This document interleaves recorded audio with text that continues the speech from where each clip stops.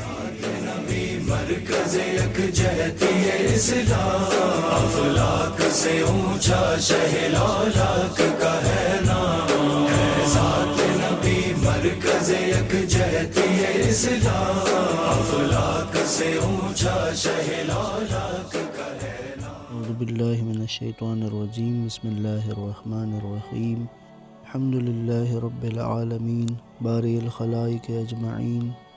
ثم الصلاة والسلام علی اشرف الانبیاء والمرسلین، حبیبنا وحبیب الہ العالمین، الذي سمی فی السماء احمد وفی الارضین بأبی القاسم محمد صلی اللہ علیہ وآلہ وسلم وعلى آلہ الطیبین الطاہرین المعصومین ولعنۃ الدائم علی اعدائہم اجمعین من یوم عداوتہم الی قیام یوم الدین۔ السلام علیکم ورحمۃ اللہ وبرکاتہ۔ سیرت النبی آڈیو سیریز کی قسط نمبر 41 میں خوش آمدید۔ رسول گرامی قدر صلی اللہ علیہ وآلہ وسلم کے اعلان نبوت سے لے کر ہجرت تک کے واقعات کو آپ کی خدمت میں بیان کر رہا ہوں۔ جیسا کہ گزشتہ قسط میں آپ کی خدمت میں عرض کیا کہ آپ نے اپنے خاندان کے لوگوں کو حکم پروردگار کے مطابق وَأَنذِرْ عَشِيرَتَكَ الْأَقْرَبِينَ کہ اپنے اقرباء کو تنبیہ کیجیے، آگاہ کیجیے۔ تو اس مرحلے کے بعد قرآن مجید میں آیت ہے سورہ ہجر کی آیت نمبر 94۔ بسم اللہ الرحمن الرحیم، فَاصْدَعْ بِمَا تُؤْمَرُ وَأَعْرِضْ عَنِ الْمُشْرِكِينَ کہ جو حکم آپ کو دیا گیا ہے اس کو اعلانیہ طور پر اس کا اظہار کریں اور مشرکین سے اعراض کریں۔ بس بعثت کے اعلان کے 3 سال گزر چکے تھے۔ رسول گرامی قدر نے اس دوران میں لوگوں کے ساتھ انفرادی ملاقاتوں کے ذریعے ان کو اسلام کی دعوت دی اور ایک تعداد جوانوں کی، غلاموں کی اور دیگر افراد کی کہ جو اللہ کے نبی کی تعلیمات کو قبول کر کے حلقہ بگوش اسلام ہو گئے۔ اب اللہ تعالیٰ کا حکم آیا کہ اعلانیہ اسلام کی، اس دین کی طرف لوگوں کو بلانا ہے۔ تو پس اللہ کے نبی نے اپنے خاندان کو جو دعوت دی، اس دعوت کے بعد آپ نے اعلانیہ دعوت کے لیے، اعلانیہ اسلام کی تبلیغ کا آغاز کرنے کے لیے کوہ صفا جو مکہ میں ہے، صفا و مروہ کی پہاڑیاں کہ جن کے درمیان حج کے موقع پہ، عمرے کے موقع پہ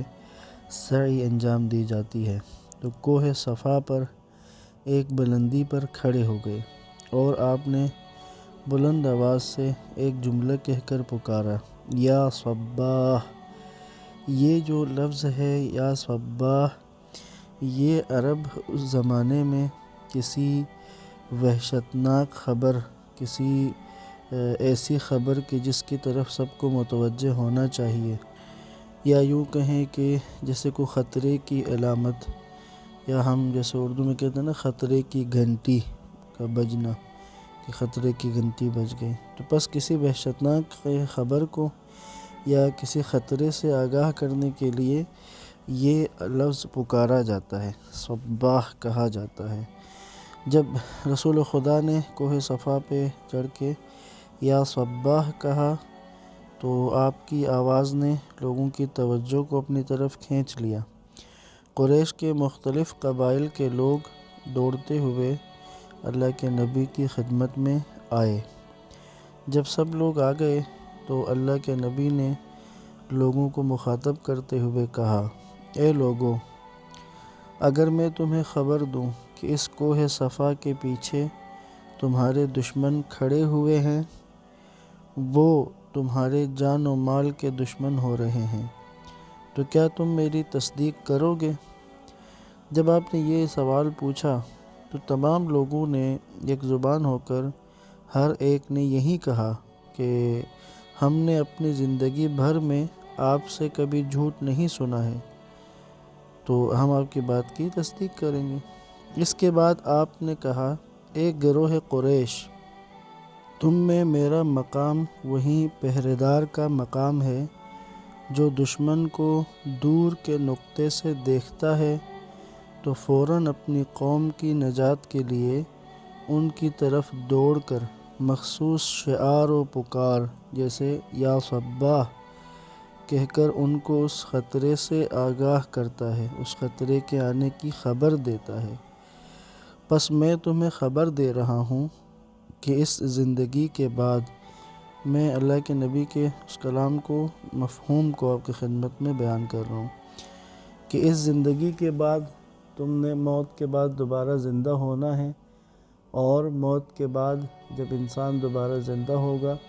تو اس سے اس کے اعمال کے بارے میں باز پرس ہوگی، حساب دینا ہوگا، جواب دینا ہوگا۔ پس تم اپنے آپ کو آگ سے بچاؤ، میں تمہیں اس دردناک عذاب سے کہ جو درپیش ہے اس سے تمہیں ڈراتا ہوں۔ جب آپ نے اس دعوت کا اعلان کیا، ان کو توحید کی طرف دعوت دی،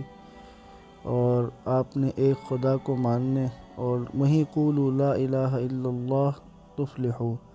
کہ تم اللہ کے سوا تمام معبودوں کا انکار کرو تو تم کامیاب ہو جاؤ گے، جب آپ نے اس طرح سے لوگوں کے سامنے بات کی تو وہاں پر پھر جب آپ کی اس دعوت کو اعلانیہ سنا تو بہت سے لوگ مخالف ہو گئے، اور ابو لہب کے بارے میں کہا جاتا ہے کہ اس نے وہاں پر لوگوں کو اپنی باتوں کے ذریعے سے منتشر کروا دیا۔ پس یہ آغاز تھا اللہ کے نبی کا اعلان نبوت کا جو اظہار تھا، اور اس اعلانیہ تبلیغ کا جو مرحلہ تھا اس کا آغاز ہو گیا۔ اب ظاہر ہے کہ اعلانیہ نبوت کا اور اعلانیہ تبلیغ کا جب اظہار ہو گیا تو بجائے اس کے کہ قریش جو ہے وہ اس دعوت حق کو قبول کرتے، وہ پھر ہٹ درمی پہ اڑ گئے۔ انہوں نے طرح طرح کے دل فریب دعوے بھی کیے، دعوتیں دی آپ کو، آفرز کی، تاکہ آپ کو اس سے کار نبوت سے باز رکھنے کی کوشش کریں۔ جب ان کو اس سے ناکامی ہوئی تو انہوں نے پھر سختی کی، یعنی پھر ظلم و ستم کی راہ اپنائی، اور دین حق کو پھیلنے سے روکنے کے لیے اپنی توانائیاں صرف کی۔ بس یہ جو 10 سال ہیں اعلانیہ تبلیغ کے سے لے کر کے ہجرت تک، یعنی پہلے 3 سال جو خفیہ تبلیغ رہی، اب یہ جو 10 سال ہیں تو یہ 10 سال انہوں نے بہت سختیاں کی، مظالم ڈھائے، مسلمانوں کو بہت زیادہ ستم اور اذیتوں کا نشانہ بنایا، اور یہاں تک کہ بالآخر اللہ کے نبی کو قتل کرنے کا مصمم ارادہ کر کے انہوں نے منصوبہ بنایا کہ اللہ کے نبی کو شہید کر دیں گے۔ تو پس پھر یہاں پر خدا نے ہجرت کا حکم دیا اور آپ پھر مکہ سے یثرب کی طرف چلے گئے۔ تو پس ہم آغاز کر رہے ہیں اعلانیہ تبلیغ کے بعد کے واقعات کو آپ کی خدمت میں بیان کرنے کے لیے۔ پس جب قریش میں یہ بات پھیل گئی اور اعلانیہ طور پہ اسلام کا ذکر ہونے لگا، تبصرے ہونے لگے، باتیں ہونے لگی، تو قریش کے جو سردار تھے، قریش کے جو بااثر افراد تھے، تو وہ بنی ہاشم کے قبیلے کے سردار حضرت ابو طالب کہ جو ایک نیک دل اور بلند ہمت انسان تھے، اور حضرت ابو طالب کا گھر غریبوں، عاجزوں اور یتیموں کی پناہ گاہ اور ان کا ملجا ماوا تھا، اور عرب معاشرے میں مکہ کی ریاست اور کعبے کے بعض عہدے بھی حضرت ابو طالب کے پاس تھے، تو وہ مکہ میں قریش میں بزرگ مقام اور بہت بڑی منزلت رکھتے تھے۔ اسی وجہ سے کہ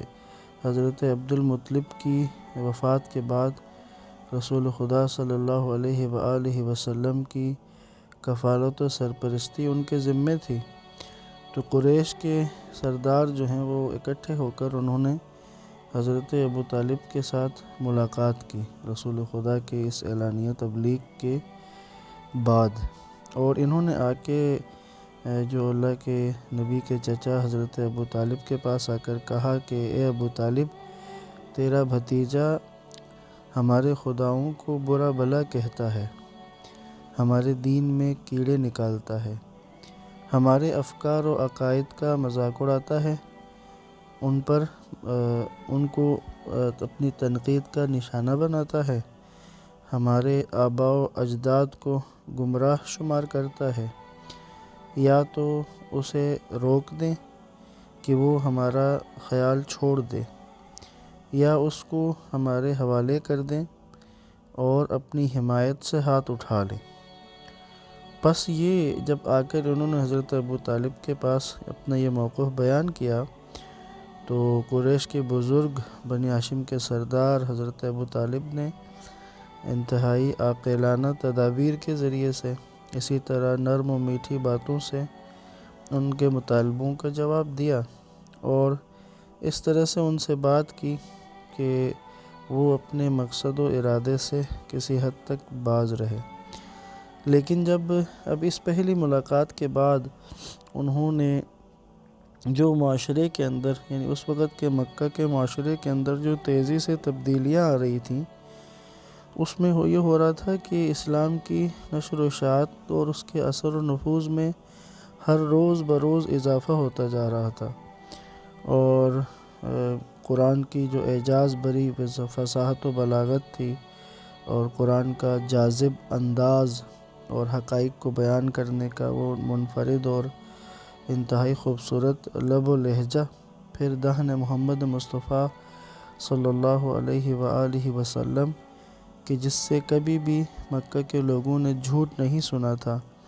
تو جب ان کے سامنے اللہ کے نبی آیات کی تلاوت کرتے تھے، ہر وہ شخص کے دل جس کا دل پاک تھا، ہر وہ شخص کے جس کی فطرت سالم تھی، وہ آپ کے فرمان پر، آپ کی دعوت پر لبیک کہتا اور آپ کے دین کا پیروکار بن جاتا تھا۔ بس اللہ کے نبی نے بہت زیادہ اپنے اس کام کو، کار رسالت کو، تبلیغ دین کو نہایت سرعت کے ساتھ انجام دیا۔ اب جب قریش نے دیکھا کہ بالخصوص جب حرام مہینوں میں، یعنی وہ مہینے کے جس میں عرب جو ہے وہ جنگ و جدل سے گریز کرتے تھے، تو ان مہینوں میں حاجیوں کا ایک بڑا ہجوم ہوا کرتا تھا مکہ میں، تو جب یہ اس طرح باہر کے لوگ آتے تھے مکہ میں تو رسول خدا نے ان کے سامنے بھی اپنا دین پیش کیا، تو آپ کا شیریں بیان، آپ کا فصاحت و بلاغت سے پر کلام اور پھر یہ دل نشین دین و آئین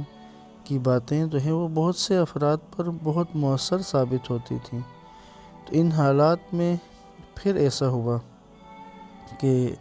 قریش جو تھے، قریش کے سرداران کہ جن کو اس نئے دین کے ساتھ ان کی دشمنی اور بغض یا ان کی عداوت کی جو بنیاد تھی وہ ان کے مفادات تھے، اور یہ عرض کرتا چلوں کہ قریش کے سرداروں کا اللہ کے نبی کی دعوت توحید کی مخالفت کرنا بتوں کی محبت کی وجہ سے نہیں تھا، بلکہ وہ اپنے مفادات، اپنے سیاسی اور اقتصادی مفادات کو خطرے میں دیکھ رہے تھے، اس لیے وہ آپ کی مخالفت پر اتر آئے تھے۔ بس اللہ کے نبی کا بیان، آپ کا کردار، آپ کا اخلاق جو کمزور طبقے کو، اس طبقے کو کہ جس کو طاقتوروں نے دبا کے رکھا ہوا تھا، اس کے لیے ایک امید سحر تھی، ایک خوشخبری تھی، ایک بشارت تھی، تو بس لوگوں کے دلوں میں آپ نے گھر بنا لیا۔ بس کہا جاتا ہے کہ بہت سے قبائل کے دل میں گھر کر لیا، بہت سے شہری اور دیہاتی عرب قبائل میں سے آپ نے ان کے اندر بہت سے اپنے پیرو بنا لیے، حتیٰ کہ ان قریشی سرداروں کے گھروں کے اندر تک اللہ کے نبی کے ماننے والے، آپ کی دعوت کو قبول کرنے والے ان کے اندر موجود تھے۔ جیسے عتبہ جو سردار تھا، بڑا سردار تھا، ابو سفیان کا سسر، اس کا بڑا بیٹا ابو حذیفہ وہ اللہ کے نبی کی دعوت کو قبول کر چکا تھا۔ حضرت مصعب بن عمیر کہ جو اشراف قریش اور رؤسائے قریش میں سے ایک گھر کے فرزند تھے، قبول کر چکے تھے اللہ کے دین کو۔ بس یہ سلسلہ اب لوگوں کا قبولیت کا شروع تھا، جاری تھا، اور قریش ایک دفعہ حضرت ابو طالب کے پاس سے ہو کر گئے تھے، اور ان کی کوشش یہ تھی کہ حضرت ابو طالب کے ذریعے سے رسول خدا کو اس دعوت تبلیغ سے باز رکھیں۔ ہاں، اختتام کرتا ہوں، انشاءاللہ اگلے مراحل کو کل کی گفتگو سے آپ کی خدمت میں بیان کروں گا۔ والسلام علیکم ورحمۃ اللہ وبرکاتہ۔